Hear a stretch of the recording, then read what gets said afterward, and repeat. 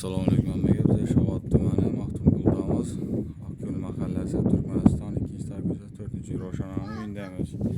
Bu yerdagi ishlarimizni ham bitirib topshirdik. Uyimiz 11 to'cha bo'ldi. 9 batareya, kotel nasoslar bilan 11 to'cha bo'ldi. Podacha apparat yaratib, metal batareyalarni qo'yib berdik.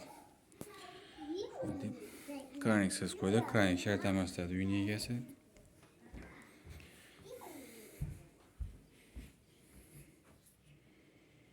Bu ikkinchi batareyamiz.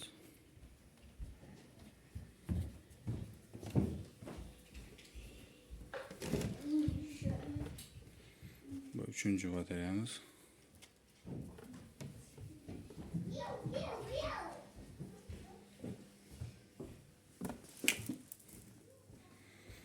Bu dördüncü batareyamiz.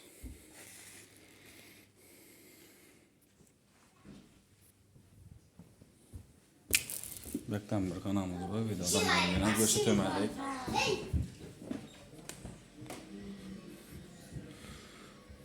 Bu 6. batareyamiz.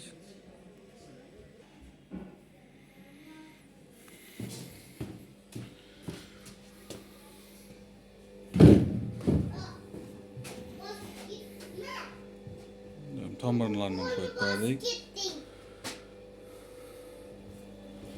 Kuhniyası. Kuhniyamıza tamırlarını kuru onlat koyup verdik. Bellerimize alüminyum bataryalardan koyduk. 10 santilik. Oğayları 20 kilodan. Böyle geçen materyalın hemmesini uyun egasi özü satıp aldı. Şundan ahırda hapishaneden çason pul çıkanlarını yazıp kaldıramız.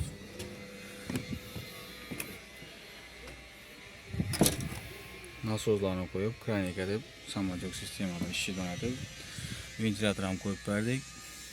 Termodatçikleri bilen bizlerini dizip bezapasını yatıp kime şunday hizmetler gerek olsa bağlanaverasizlar. Pastdan nömerlerini kaldıramız. Hapishanede necha so'm pul chiqqani, bataryadan necha so'mliklari hammasi qo'laqlardan yozib qo'yamiz. Yurib qolaversa like bosib, podpisatsiya bosib qo'yishni unutmanglar.